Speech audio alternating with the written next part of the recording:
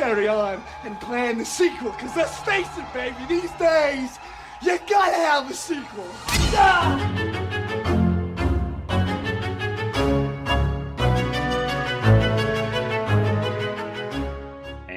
Welcome back to Microqueers. It's your bi-weekly queer horror short roundup, and I'm Joe. And I'm Trace, and we're going to be discussing Rose McGowan's short film Dawn, which,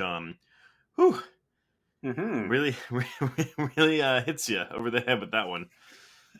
It's not at all what you expect, right? I mean, it's interesting. I watched it twice in preparation for this. So I watched it the first time, and I was like, oh man, that's heavy.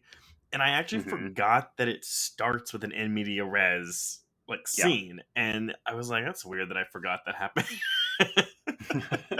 It's relatively brief, yeah. And maybe before we get too far into it, folks, if you haven't seen the short, Dawn is about a quiet young teenager who longs for something or someone to free her from her sheltered life. And oh boy, if that description isn't, it's a bit misleading. Well, I mean, it's kind of, she is freed from her sheltered life. Oh dear. That's not very nice at all. No, it's not. No, but so again, yeah, this is directed by Rose McGowan, but I also do think we should point out that the writers of this short, it's M.A. Fortin and Joshua John Miller, aka the queer partner duo who also wrote The Final Girls. And it's a bit of a tonal shift.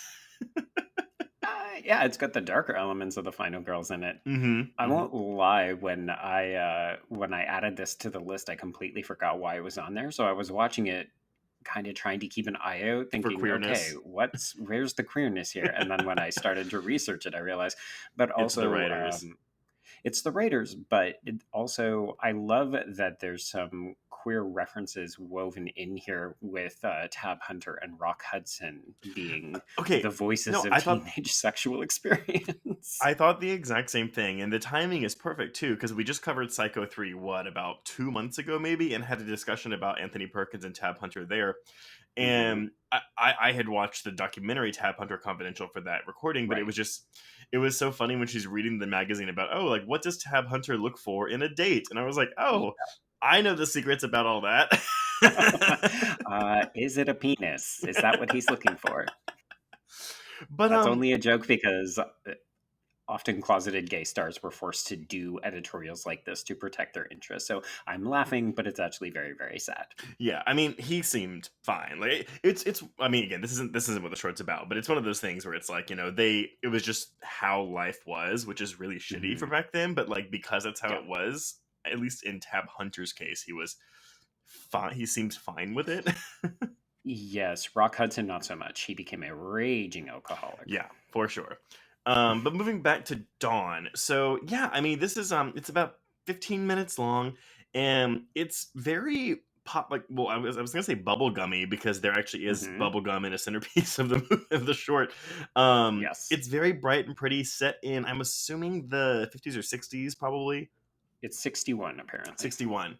And I really, really dug this. Okay, so this came out in 2014, right? This is pre-Me Too movement, which is that is an important context to put it in, because we both know that Rose McGowan has been a very a loud voice in the Me Too movement. Correct. And I do wonder, because at first I was thinking well, is this autobiographical? Because even though, I mean, spoiler alert, everyone, Dawn is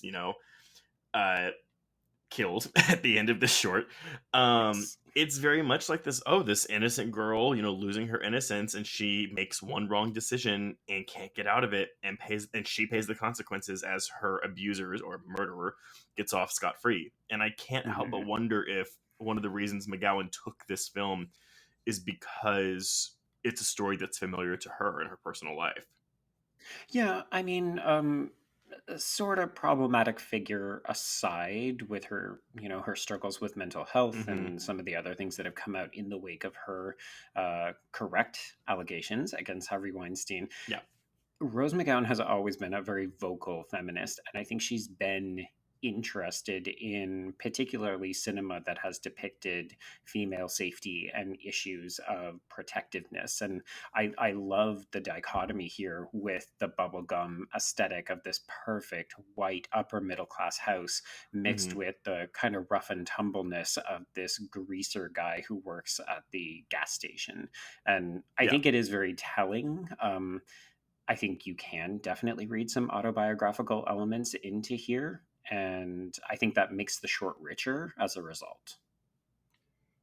I agree. I mean, again, even with that aesthetic you're talking about too, with then we get such a dark ending for it. Like that contrast is, I feel like, very very apparent, and yeah, it's just really rough. And the actress Hmm. that plays Dawn, Tara Lynn Barr, I'm familiar with her on a Hulu TV show called Casual. That actually she would have, Yes. yeah, it's a great show. Her character goes up and down in terms of likability. Yeah, that's a nice way of putting it. Yeah. Yeah. But I will say, yeah, it was really nice seeing her in this role, but oof, it not hit hard when she's sitting there begging to go home. It is just, Yeah, and I can't remember what episode we talked about, but oh, it was our Patreon episode for the recent Wrong Turn remake, mhm. where I talked about my discomfort with characters being made to disrobe in violent situations. Yeah. And I really didn't like it how she was just kind of left not wearing a dress and pleading to have her dress back so that she could feel safe and not being allowed. Ugh. Well, I mean, again, like this may be a bit of a reach too, but even with the queer aspect, I was also thinking if the other female in the cast, who is played by Hannah Marks, if like her desire to switch dresses, if there wasn't like, I mean, again, it might be a bit of a reach, but like just like some kind of Mhm. queer subtext there between them and how she wanted to switch dresses, or if it was just like, oh, I like your dress, give it to me before you get blood all over it.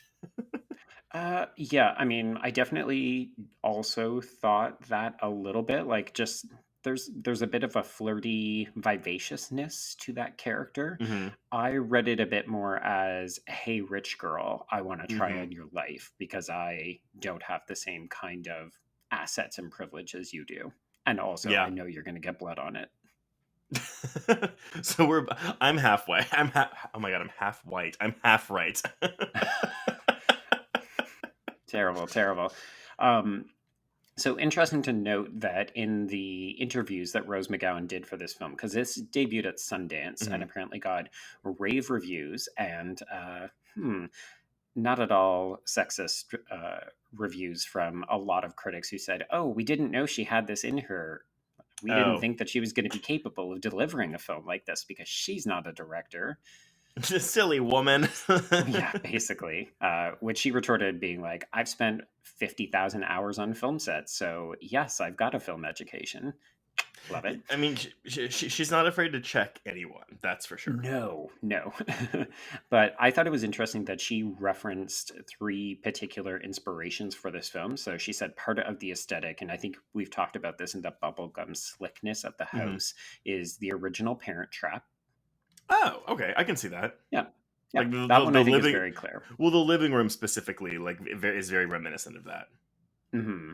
And then she also said the tension of Night of the Hunter, which we have had conversations about offline. It's a Hmm. movie I watched last year. Absolutely love it. And it's a movie that you have indicated that you want to track down and watch because you've heard so Uh, much about it. I do own it now. I have that Criterion Blue. I just gotta pop it in. There you go. Okay. And the final element is the loneliness of an Edward Hopper painting, which is a reference that I personally do not know. Mm-mm. Yeah. Oh, okay. I thought But there was more to that. no, sorry. It was just those three. But interesting to note in the Hollywood Reporter sort of recap of how this all went down in terms of the reception and what she was planning to do with this, because she actually really wanted to get an Oscar nomination for a short film for this. Mhm.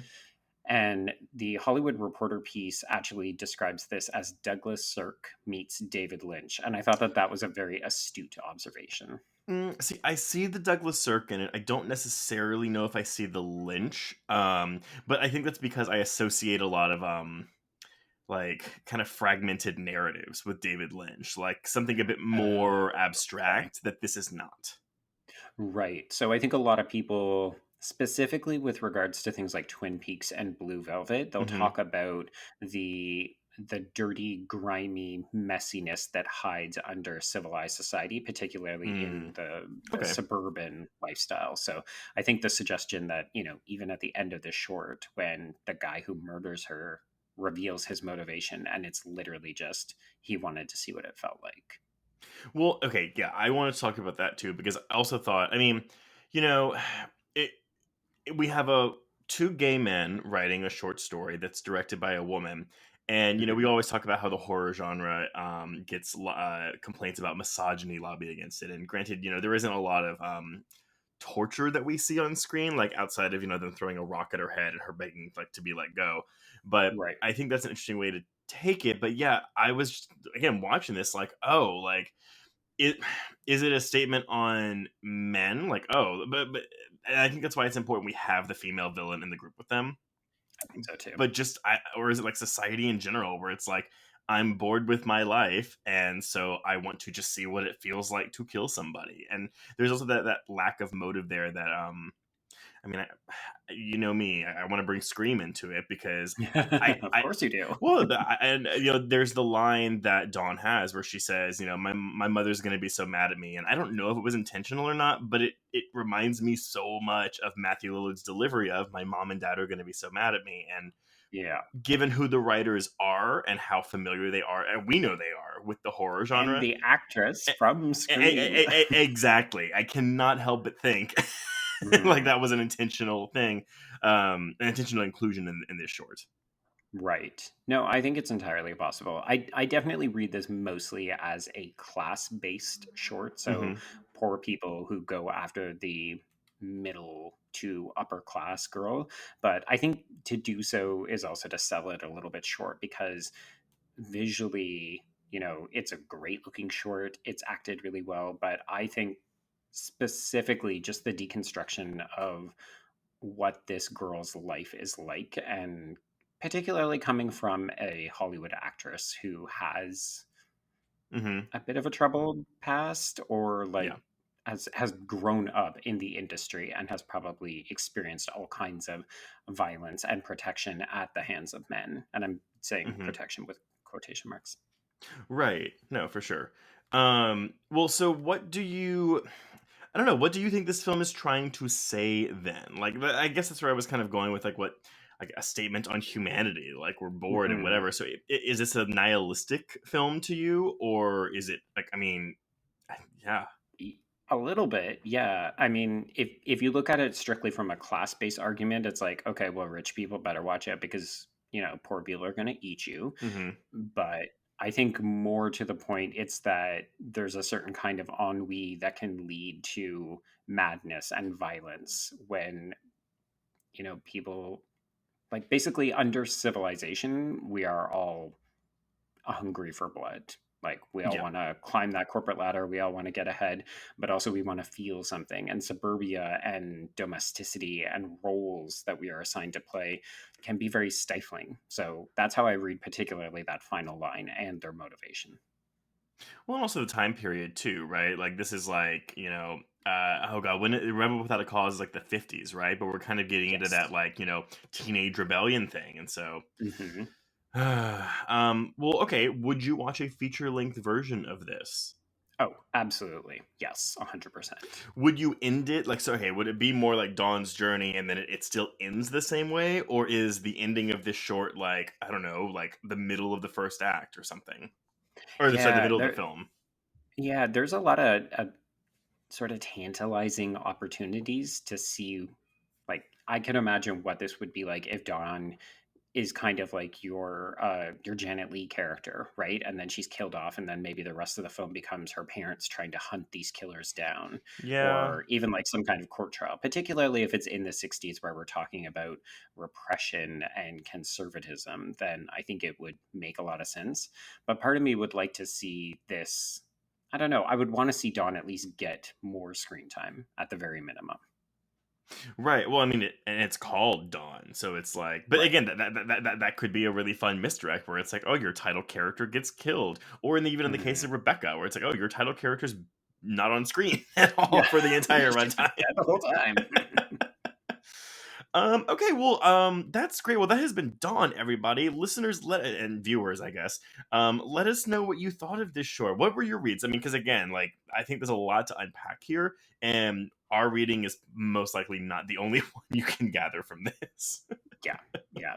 This is pretty open. I think people can take a lot of different things away from this. So Yeah. for sure. And let us know what you thought, and let us know what you want to see from a feature-length version. But until our next episode of Micro Queers, we can cross out Dawn. Yes, and cross out micro queers because you stole my line, you dick.